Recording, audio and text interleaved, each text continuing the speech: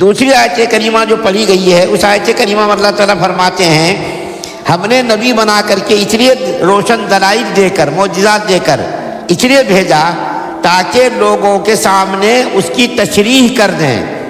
دیکھیے نبی کریم صلی اللہ علیہ وسلم کی زندگی قرآن پاک کی تشریح ہے۔ قرآن پاک تو اللہ تعالیٰ نے نازل کیا، قرآن پاک کے ساتھ ساتھ اللہ تعالیٰ نے نبی اکرم صلی اللہ علیہ وسلم کو بھی مبعوث کیا۔ اگر قرآن پاک سمجھنا آسان ہوتا اور آدمی خود ہی سمجھ لیتا تو نبی بنا کر یہ بھیجنے کی ضرورت نہیں تھی۔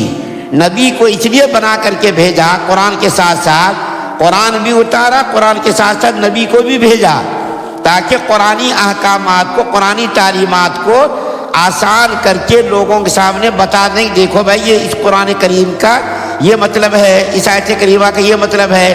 چند مثالیں میں آپ کے سامنے پیش کرتا ہوں کہ نبی اگر نہ ہوتے، ہمیں اگر نہ سمجھاتے تو ہمیں اس کا علم نہ ہوتا۔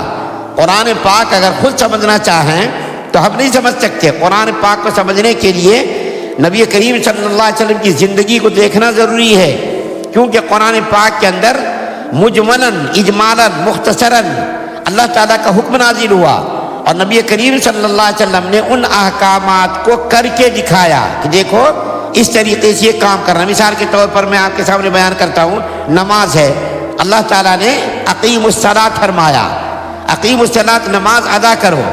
اگر ہم اپنی طرف سے سمجھنا چاہتے کہ نماز کو قائم کرو، نماز کو قائم کرنا کیا ہے، اللہ کے رسول صلی اللہ علیہ وسلم نے نماز کو کر کے دکھایا کہ اس طریقے سے نیت باندھنی ہے، اس طریقے سے ہاتھ باندھنا ہے، اس طریقے سے رکوع کرنا ہے، اس طریقے سے سجدہ کرنا ہے، سجدہ کرنے کے بعد 2 سجدوں کے درمیان بیٹھنا ہے، پھر تشہد میں بیٹھنا ہے، پھر درود شریف پڑھنا ہے، پھر اتحیات پڑھنا ہے۔ یہ تمام چیزیں اللہ کے رسول صلی اللہ علیہ وسلم نے کر کے یہ دکھایا۔ یہ تمام چیزیں یہ قرآن کے اندر یہ نہیں ہے کہ اس طریقے سے نماز پڑھو، اس طریقے سے کھڑے ہو جاؤ، اس طریقے سے بیٹھ جاؤ، اس طریقے سے سجدہ کرو۔ قرآن کے اندر یہ نہیں، صرف کہا اقیم الصلاۃ کہ تم نماز کو قائم کرو۔ نبی کریم صلی اللہ علیہ وسلم نے نماز کو قائم کر کے پڑھ کر کے امت کو بتایا کہ اس طریقے سے تم نماز کو پڑھو، اس کے خلاف تم نہیں کر سکتے۔ کتنی رکعتیں فجر میں ہے یہ قرآن کے اندر نہیں ہے، کتنی رکعتیں ظہر میں ہے یہ قرآن کے اندر نہیں ہے، کتنی رکعتیں عصر میں ہے یہ قرآن کے اندر نہیں ہے، کتنی رکعتیں مغرب اور عشاء میں ہے یہ قرآن کے اندر نہیں ہے۔ اللہ کے رسول صلی اللہ علیہ وسلم کی زندگی سے ہمیں معلوم ہوا کہ فجر میں آپ صلی اللہ علیہ وسلم 2 رکعت فرض پڑھا کرتے تھے، 2 رکعت سنت پڑھا کرتے تھے، ظہر میں 4 رکعت آپ فرض پڑھا کرتے تھے، عصر میں 4 رکعت پڑھا کرتے تھے، مغرب میں 3 رکعت پڑھا کرتے تھے، عشاء میں 4 رکعت پڑھا کرتے تھے۔ یہ نبی کریم صلی اللہ علیہ وسلم نے متعین کر کے بتایا کہ یہ نماز ہے، 5 وقت کی نماز ہے۔ اس کے بعد پھر دیکھیے وآتوا الزکاۃ، زکوٰۃ کو ادا کرو۔ زکوٰۃ کو ادا کرنا کیسا؟ زکوٰۃ کے معنی کیا ہے؟ پاک کرنا۔ اگر اپنی طرف سمجھنا چاہتے تو پیسے ہم گھر میں جو ہمارے گھر میں پیسے رکھے اس کو دھو دیتے، صابن لگا کر کے میل کچیل صاف کر دیتے، کہتے ہیں پیسہ پاک ہو گیا۔ لیکن شریعت میں زکوٰۃ اس کو نہیں کہتے، بلکہ زکوٰۃ کہتے ہیں مقررہ رقم کے اوپر، سونے اور چاندی کے اوپر اتنی رقم پر اتنی زکوٰۃ ادا کرنا ہے۔ 1000 میں 25 روپیہ، لاکھ میں 2500، اس طریقے سے اللہ کے رسول صلی اللہ علیہ وسلم نے اس کی تشریح فرما دی۔ اونٹ ہے تو اتنی زکوٰۃ، اور بکری ہے تو اتنی زکوٰۃ، اور جو ہے کھیتی باڑی کرنے والے لوگ ہیں تو اس کے اوپر اتنا عشر ہے، کس زمین پر عشر ہے، کس پر عشر نہیں ہے۔ یہ تمام تفصیلات کو اللہ کے رسول صلی اللہ علیہ وسلم نے امت کے سامنے پیش کر دیا۔ اگر اللہ کے رسول صلی اللہ علیہ وسلم نہ اس کو پیش کرتے کہ دیکھو بھائی سال کا گزرنا ضروری ہے، یہ قرآن کے اندر نہیں ہے کہ اگر کوئی مالک صاحب نصاب بنا تو اس مال پر سال کا گزرنا ضروری ہے، سال گزرنے سے پہلے زکوٰۃ فرض نہیں ہوتی، یہ قرآن کے اندر نہیں ہے۔ قرآن نے یہ اللہ کے رسول صلی اللہ علیہ وسلم نے بتا دیا۔ اور کتنی رقم پر کتنی زکوٰۃ فرض ہوگی یہ بھی جو اللہ کے رسول صلی اللہ علیہ وسلم نے بتا دیا۔ اسی طریقے سے دیکھیے روزے کا بھی حال ہے، روزہ بھی اللہ کے رسول صلی اللہ علیہ وسلم نے رکھ کر کے بتایا۔ اور جو ہے حج کا مسئلہ ہے، حج کے بارے میں، حج کے معنی کیا ہے؟ ارادہ کرنے کے۔ ہر آدمی حج کا ارادہ کر لیتا حاجی بن جاتا، لیکن اس کو حاجی نہیں کہتے، بلکہ حج کرنا ایک عمل ہے جو مخصوص عمل کو کہتے ہیں۔ مکہ جانا ہے، عرفات جانا ہے، مینا جانا ہے، مزدلفہ جانا ہے، اور کنکر مارنا ہے، یہ کام کرنا ہے، یہ تمام تفصیلات اللہ کے رسول صلی اللہ علیہ وسلم نے اپنی زندگی میں امت کے سامنے پیش کی ہے، اس کو دیکھ کر کے امت اس کے اوپر عمل کر سکتی ہے۔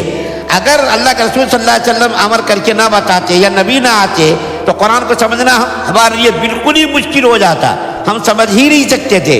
اسی طریقے سے دیکھیے چوری کرنا ہے، چوری کرنے پر اللہ تعالیٰ نے فرمایا السارق والسارقۃ فاقطعوا ایدیہما، یہ قرآن نے کہا چور اور چورنی کا ہاتھ کاٹ دو، لیکن کتنی رقم کتنا مال چوری کرنے پر اس کا ہاتھ کاٹا جائے گا اور کتنا ہاتھ کاٹا جائے گا اس کے بارے میں قرآن کے اندر نہیں ہے۔ صرف یہ کہا کہ چور اور چورنی کا ہاتھ کاٹو، کتنا ہاتھ کاٹو، یہاں تک کاٹو، یہاں تک کاٹو، یہاں تک کاٹو، یہ قرآن کے اندر نہیں ہے صراحت۔ اس کی صراحت اللہ کے رسول صلی اللہ علیہ وسلم نے قرآن کی تشریح کر کے اپنی زندگی میں بتایا کہ دیکھو اتنی مقدار تک اگر کوئی چوری کرے تو چور ہو یا چورنی ہو اس کا ہاتھ کاٹا جائے گا۔ کہاں تک ہاتھ کاٹا جائے گا اس کی بھی وضاحت کر دی۔ اسی طریقے سے شراب نوشی کے بارے میں ہے کہ اگر کسی نے شراب پہلی مرتبہ پی تو اس کو کتنے کوڑے مارے جائیں گے، دوسری مرتبہ پی کتنے کوڑے مارے جائیں گے۔ یہ تمام تفصیلات اللہ کے رسول صلی اللہ علیہ وسلم نے امت کے سامنے اپنی زندگی میں عمل کر کے بتا کر کے لوگوں کو یہ کیا کہ دیکھو اس قرآن کا مطلب یہ ہے۔ ایک مثال دے کر کے میں اور بات کو ختم کرتا ہوں کہ قرآن پاک کو بعض صحابہ کرام نے اپنی طرف سے سمجھنے کی کوشش کی۔ بعض صحابہ کرام نے قرآن کے اندر ایک حکم نازل ہوا کہ کھاؤ پیو تم، کلوا واشربوا حتی یتبین لکم الخیط الابیض من الخیط الاسود۔ رمضان کے مہینے کے بارے میں حکم نازل ہوا۔ پہلے یہ تھا کہ رمضان میں آدمی سونے سے پہلے کھا لے، اپنی ضروریات پوری کر لے، سو گیا تو پھر اس کے لیے کھانا پینا جائز نہیں ہوتا تھا۔ تو بعض صحابہ کرام ایسا ہوا محنت کر کے مزدوری کر کے آئے اور سو گئے، کھانا نہیں تھا تیار، تو اس کے لیے بڑی پریشانی ہوئی۔ پھر دوسرے دن ویسے روزہ رکھ لیا بغیر کچھ کھائے پیے، کئی دنوں تک یہ معاملہ پیش آیا تو بے ہوش ہو گئے صحابی۔ تو اللہ تعالیٰ نے امت کی سہولت کے لیے قرآن پاک کی آیت اتاری کہ دیکھو صبح صادق تک کھاؤ پیو جب تک کہ سفید ڈورا کالے دھاگے سے ممتاز نہ ہو جائے۔ سفید ڈورا کالے دھاگے سے جب تک ممتاز نہ ہو جائے اس وقت تک تم کھاتے پیتے رہو، اپنی ضروریات پوری کرتے رہو۔ تو ایک صحابی حضرت عدی بن حاتم رضی اللہ تعالیٰ عنہ، انہوں نے دو ڈورے رکھ لیے، ایک سفید اور ایک کالا، تکیا کے نیچے رکھ لیا۔ شہری جب تک سفید ڈورا اس کو سامنے ظاہر نہیں ہو گیا اس وقت تک وہ کھاتے رہے، انہوں نے یہ سمجھ لیا۔ اس کے بعد اللہ کے رسول صلی اللہ علیہ وسلم کو معلوم ہوا کہ فلاں صحابی اس طریقے سے ڈورے کو تکیا کے نیچے رکھ لیتے ہیں اور صبح صادق کے بعد بھی جب تک سفیدی ظاہر نہیں ہو جاتی اور وہ دھاگا نہیں دکھنے لگتا ہے تب تک وہ کھاتے رہتے ہیں۔ تو اللہ کے رسول صلی اللہ علیہ وسلم نے فرمایا دیکھو آیت کریمہ کا یہ مطلب نہیں ہے، سفید ڈورے سے مطلب صبح صادق ہے اور کالے ڈورے سے مراد صبح کاذب ہے، یعنی صبح صادق جب ہو جائے شہری کھانا بند کر دو، صبح صادق جب ہو جائے ختم ہو جاتا، شہری کا ٹائم ختم ہو جاتا، اور جب تک وہ صبح صادق نہ ہو یعنی اندھیرا ہے تاریکی ہے تو تم کھاتے رہو۔ تو دیکھیے صحابی کو بھی سمجھنے میں غلط فہمی ہو گئی، آیت کریمہ کے سمجھنے میں ان کو غلط فہمی ہوئی۔ تو اللہ کے رسول صلی اللہ علیہ وسلم نے فرمایا یہ آیت کا مطلب نہیں ہے، بلکہ کالے ڈورے سفید ڈورے سے مراد صبح صادق اور صبح کاذب ہے، کہ صبح کاذب تک یعنی اندھیرے میں کھاتے رہو اور جب صبح صادق ہو جائے یعنی سفیدی آ جائے تو کھانا شہری کھانا بند کر دو۔ تو اللہ تعالیٰ نے قرآن کے ساتھ ساتھ نبی کو بھی بھیجا، اور نبی کو اس لیے بھیجا تاکہ قرآنی تعلیمات کو عمل کر کے لوگوں کے سامنے نمونہ بن کر کے دکھا جائے کہ یہ آیت کریمہ اس پر اس طرح عمل کرنا پڑے گا، نماز اس طرح پڑھنی ہے، زکوٰۃ اس طرح ادا کرنی ہے، حج اس طرح کرنا ہے، روزہ اس طرح رکھنا ہے، اگر کسی نے چوری کی تو اس کا اس طریقے سے ہاتھ کاٹنا، اتنا ہاتھ کاٹنا ہے، یا اسی طریقے سے اور بہت سارے احکامات ہیں جس کے اوپر ابھی بہت لمبی چوڑی گفتگو کی جا سکتی ہے اور مختصر وقت میں ان تمام تفاصیل کو ہم بیان نہیں کر سکتے۔ اس لیے میں انہی چند مثالوں پر اکتفا کرتا ہوں کہ اللہ تعالیٰ فرما رہے ہیں کہ اس لیے ہم نے آپ کو بھیجا تاکہ قرآن پاک کی آپ تشریح کر کے امت کے سامنے لوگوں کے سامنے بیان کر دیں اور قرآن کو کھول کھول کر کے لوگوں کے سامنے بیان کر دیں۔